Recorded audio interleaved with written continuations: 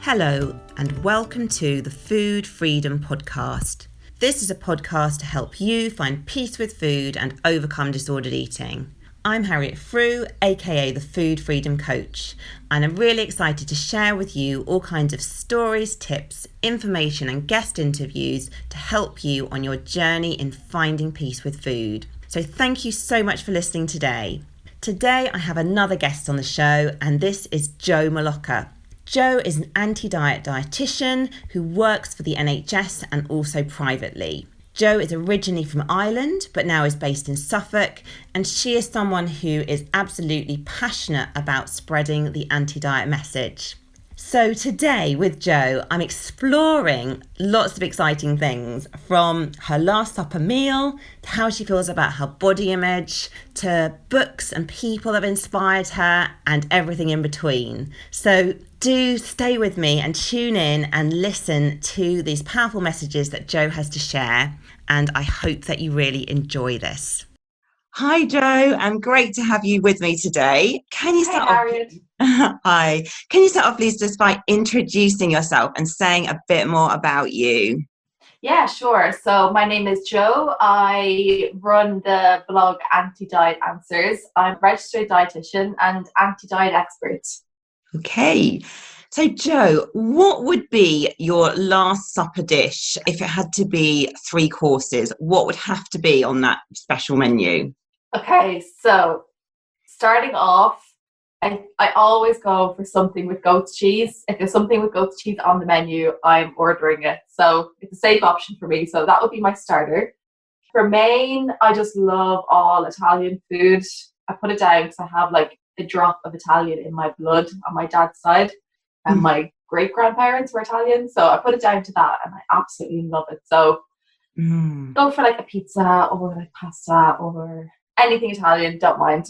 And then dessert is like my favorite course. Like I could easily skip starter and just get dessert. Like it's my favorite. I have such a sweet tooth. So yeah, and like love cheesecake, brownies, tiramisu, keep with the Italian again, ice cream. So yeah, I'd say one of those 4 options. So yeah, I'm pretty easy to please, I think. Oh, lovely. Nadia, I'm feeling really hungry, like listening to all of that. I'm really with you, actually. I could like take dessert over starter every time. Yeah, it's the way to go, isn't it? Okay, so Jo, like, do you have a morning routine? And if so, what do you do? I guess I never really said, yeah, I have a strong morning routine like some people do. But when I think about it, I actually do have some things that I just have to do to start off my day properly. So one is like a good kind of skincare regime. So I never really took care of my skin when I was younger. And now I'm like paying the price for it. So now I have a solid skincare regime. And I find that just like anchors my day. It's just like washing my face signals it's the beginning of the day. And then always like non-negotiable is to have breakfast. Within half an hour of waking up, I have to have breakfast. If I don't eat at the beginning of the day, it just sets my hunger and fullness signals wild for the whole day. So again, I anchor my day with a solid breakfast. Sure. That sounds great. And can I just ask you, any particular breakfast favourites? Yeah, I mean, I'm so like embarrassed to say this, but like porridge is my ultimate favorite. Like I cannot live without it, and everybody laughs at me because they just say that just shows how Irish I am. It really is. I just love porridge. I just love like every day I have it. Sure. I mix it up though, of course. You make like exciting varieties, don't you? There's so much you can do with porridge, but Oh, I think it's a brilliant food, isn't it, actually? Kind of keeps you going, tasty, and yeah. Okay, Jo, what's the emotional state do you think that you most struggle with? Oh, I don't even know if I can class this as an emotional state, but the one I most struggle with is relating to uncertainty and just like having everything kind of up in the air a lot. You know, things relating to your life, like, oh, where am I going to like go for food shopping next, say in this pandemic time, or when am I going to get the chance to see my family again, and again, maybe this is more heightened in the pandemic and that's why I'm bringing it up, but I just find not knowing how the future is going to unfold can be tough to manage. Sure. Well, I think it's so relevant, isn't it, in the pandemic? And I know kind of like what's been coming up on when people have been like contacting me on Instagram and stuff, is like anxiety is just like so high. Because I think, uncertainty is really hard to deal with, isn't it? So, yeah, maybe they're on the same spectrum. Maybe uncertainty and anxiety kind of go hand in hand a bit, because it's always future focused, isn't it? You're always looking at the future with anxiety and uncertainty. Your mind is based in the future, so I wonder if the two are actually linked. Perhaps, I don't know. Definitely. Definitely, yeah. So how are you dealing with that then as well? How are you dealing with that uncertainty and kind of feeling anxious? I try to focus on the things that I can control. So simple things like I can control, like, when I get up in the morning, I can control what I can control, my routine for the day. Small, like I can control what I choose to take in from the media. I can put a stop on that. And that's something I can control. And that's something that makes me feel better, is when I just limit my media intake, social media intake.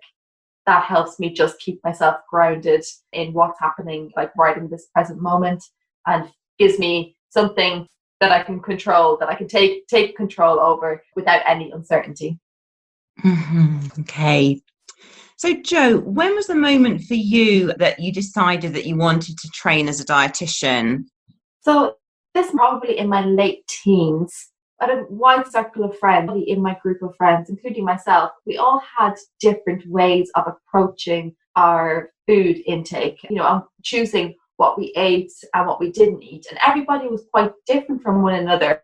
One girl, like high carbohydrate foods. Another girl, like didn't have any quote unquote healthy foods and lived on kind of like sweets and chocolate all day. And both were equally happy. And I guess I wondered, like, what is it that drives? Because in that group as well, there was girls who weren't happy with their food choices and food intake, and they really had a lot of issues with their food and had some eating disorders behaviors. So I wondered, how come there's some people who can be quite happy with what they eat, and then there's a whole other group of people who really struggle with choosing quote unquote a diet or a way of eating, like a normal way of eating for them that suits them. Why is there that kind of disparity between with their relationship with food and some people who just aren't? And I was really interested to find out the causology behind that.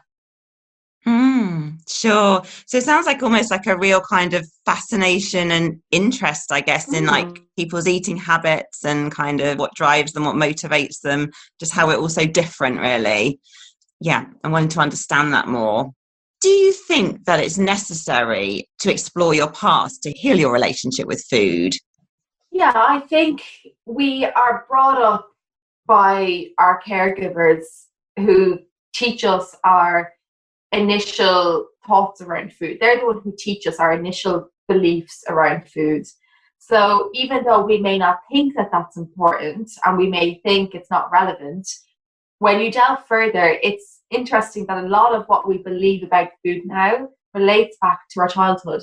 So I think exploring that in therapy is something that can be quite useful for my clients.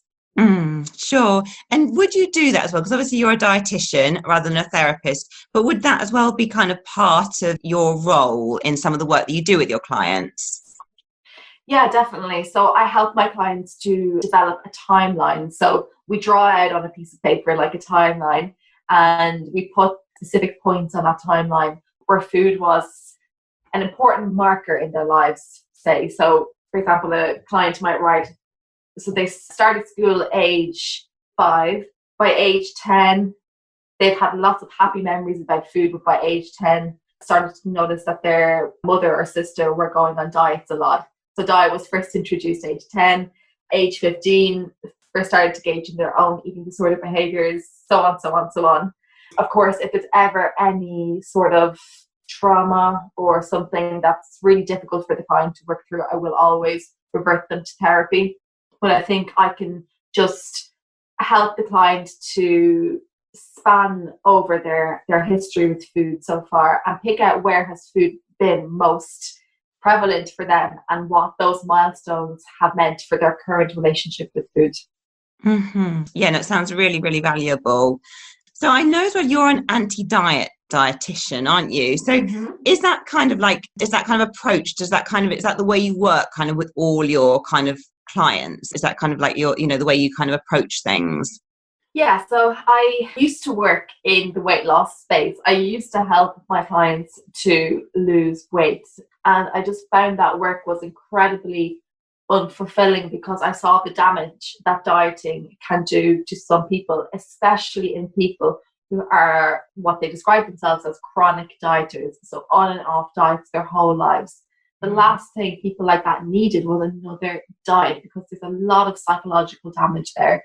So I used to work in weight loss, and I'm not saying that it's never appropriate for somebody to embark on weight loss. And I have worked with people who have quote unquote successfully lost weight, but those people were often ones who weren't psychologically harmed by food or weren't psychologically attached to food in the same way that some of my other clients are. So I'm never saying never to weight loss, but fundamentally I work with people who are just too damaged by diets and by weight loss, help them to move forward and to rebuild a positive relationship with food. Okay, well, that sounds so valuable. And I think it's fantastic that more and more kind of dietitians are working in that way. Yeah. So, Jo, how's your body image today? Oh, I just describe it as neutral. Is that a word? Fine. I don't have any sort of attachments to my body image, I guess. It's not something I check in with. But of course, I have done a lot of work in my field to make sure that as a professional, I can separate my own body from my work entirely. So I have that background, that real solid foundation that I'm just good with my body. I'm okay with my body. I don't have any hang-ups about it anymore. So I would just describe it as fine. It's not something I have to even think about now. Sure. Okay. And do you think, are there any things that you do daily just to kind of keep that in good check? Again, I guess not particularly. It's not something that I have to really think about, but just from like a more holistic point of view, I mean, I do feel better in myself, in my body and in my mind when I prioritize self-care.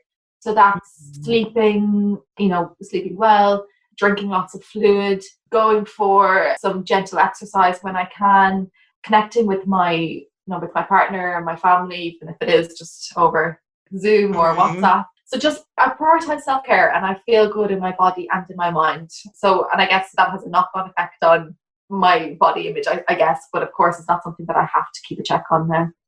Yeah, sure. That sounds really great to hear. So would you ever have like a trigger now? Would there ever be a trigger for kind of poor body image for you? Or are you kind of feeling actually that you're just in a pretty kind of healthy place with body image? It's a good question, because although I am in a really healthy place with body image, and I have been for quite some time, there are some things that trigger me in the sense that I get angry about them for society. So if I see something, say on social media, something like person in a photoshopped photo or someone who looks like quote unquote perfect and just completely unrealistic expectation of body image, I get quite angry about that on a societal level. Or TV programs that focus on weight loss or burning off calories, they anger me. They just really help me to channel my energy into working to banish those things, because they don't do society much good. So I guess I do feel triggered in a sense, but it's not in like personal sense. It's more in a societal level. Sure. And it sounds like it almost kind of like fires your passion and enthusiasm, I guess, perhaps for the work you do when you feel that kind of anger. Exactly. And I tell people I would happily work myself out of a job, meaning I would happily like help to solve this society issue with dieting and diet culture, that it didn't exist anymore, and then I would be out of a job. But I would be happy to do that. Yeah, sure. Yeah, that's great to hear. So was there sort of any particular turning point for you in your relationship with food over the years? I mean, just studying the psychology behind our food relationships really, really helped. To be guided through that in like a professional environment, I felt was really good. So yeah, I think I would put it down to just having more knowledge, and that's why I advise anybody who's working through a difficult relationship with food by themselves, don't underestimate the power of professional support, because we only know what we know, and professionals, we have, we've dedicated our whole lives to this, and professionals just have so much knowledge on the issue that when you meet someone in a professional environment, you get all their knowledge, you get all their insight that they have studied for years and dedicated their lives to for years, and they can impart that to you, in just a few sessions. That's what I really think is so valuable about professional support for people struggling with issues with food. Sure. And Jo, have you had any of your own struggles with food, or have you always kind of had quite a peaceful relationship with eating? I would insanely sweet tooth when I was like a teenager. Like I just loved sweets. I would eat them all the time. I did feel like that was something I was judged for, even though I was a happy kid. Like I was not, I didn't judge it as being bad, but everybody else seemed to do, like on it. Even some of my family members at that point, and school and teachers and things, thought this was bad. So that then started to spark me off onto, oh well, maybe I should diet, I should take these away and like fix my food intake, like quote unquote fix it, as if there was something wrong with it. So as time developed, I did try some diets in my time, and always 100% they would result in that dreaded diet binge cycle. So I'm kind of mixed. I wouldn't say that I had an eating disorder, certainly not, but I did have like a lot of disordered eating habits that stemmed from dieting. So now I know, well, I've known for a long time just never to diet, but I understand that's not that easy for everybody else. So, and that's actually primarily who I work with now, is people who don't claim that they have had an eating disorder, have never been diagnosed with an eating disorder, but do exhibit those disordered eating patterns. Those are my niche of clients, because that's who I can best relate to from my own experience. Okay. So is there any advice that you'd give to your younger self, if you could turn back the clock back to that kind of time when you sort of started dieting? Yeah, there's so much I would recommend, just to think that when you're going on a diet for your first diet, it's not going to be a one and done type of situation. When you embark on that first diet, you're signing up to something for a long time. That diet might not work, and you may stop dieting within a couple of weeks, but the effects of that are long term.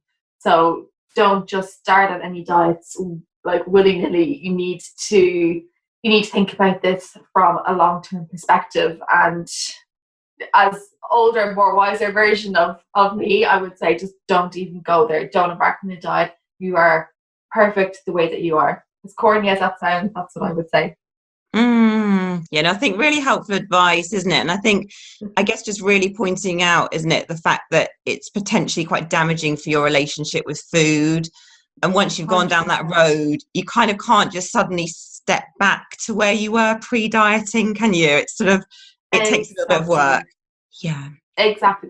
It's not like you can just forget everything that you have learned when you've been on a diet. You can't forget all the things that have helped you to diet. So instead of even like going down that road, just abstain completely, and you'll keep yourself in a much healthier mindset and healthier way. Hey, so Jo, any books for you that have really like changed your life and had a major influence? Oh, don't kill me for this, but no, not really. I mean, I do read a lot, but I've yet to find a book that I feel has changed my life. So yeah, if you have any recommendations, I know probably people like have like a list of like 10 books that changed your life. I actually haven't found any yet. So if you have any recommendations, I would love to hear. Sure. Okay. Well, it's interesting as well, I think, because it's probably quite a lot of pressure to put on one book to completely change someone's life. Yeah. Exactly. And maybe life changing, like that's huge. Like, how can one book just change your life completely? I don't know. I think I need to be convinced. So perhaps I'll I'll see what your other guests recommend and I will give them a try. I'm open-minded, that's for sure. Sure. Is there any particular book, maybe that is not life-changing, but is that in terms of in the anti kind of diet world, that one that you found is like particularly helpful that you might recommend to your clients? Yeah, there's the Just Eat It book by Laura Thomas. I find that that's just a really approachable way for somebody to embark on anti-diet. So I would always recommend that to my clients. Laura is somebody I really look up to. I think she has done marvelous work to make anti-diet and intuitive eating more approachable and just more in reach for quote unquote normal people, people who may not have had any professional help for their disordered eating but still want to tackle it in some way. So I think Laura's done a fantastic job. Sure, and I'd really agree with you there. I think that's a fantastic book, isn't it, in terms of being so accessible, I think, to people, but it's always also so brilliantly researched and it's very comprehensive. Yes, definitely. So aside, I guess, from Laura Thomas, who do you look up to and admire in the non-diet or self-development world? I really admire the two dietitians who have come up with the principles of intuitive eating, Evelyn Tribole and Elise Resch. I just think that they have provided us with a roadmap to actually, something tangible that we can actually use. Like they have the 10 principles and it gives us something that we as professionals can work with our clients, that we can take each principle one by one. Just that roadmap is just really valuable. So I think Jake Glenarden and his work with binge eating as well is really marvelous. He's a researcher, and binge eating is something that it's one of my niche areas just because of that diet binge cycle. So binge eating is obviously a big portion of that. So I keep a close eye on Jake's work. Sure. Okay. And what else has helped you on your personal development journey to date? Anything else particularly that you'd say? Just keeping an open mind. So being open to listening to other professionals' way of getting the anti-diet message across, or the self-development message across, and learning from everybody that I meet, learning from everybody, every client or colleague or health professional that I meet, take something from them to help to self-improve. Fantastic advice. And do you have a favourite quote or mantra that you kind of live by? I have a few, but one of my favorite ones is, if you always do what you've always done, you will always get what you always got. Yeah, I love that as well.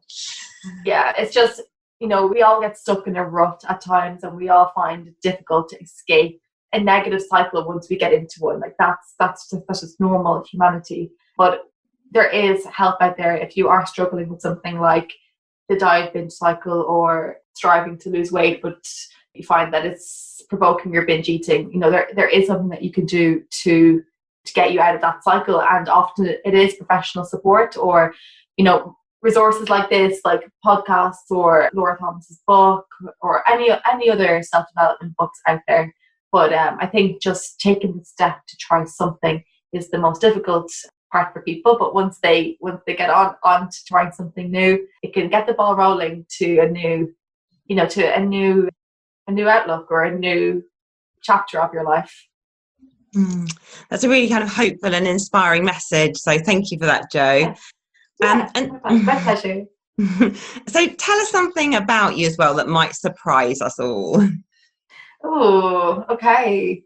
Oh, yeah, terrible cook.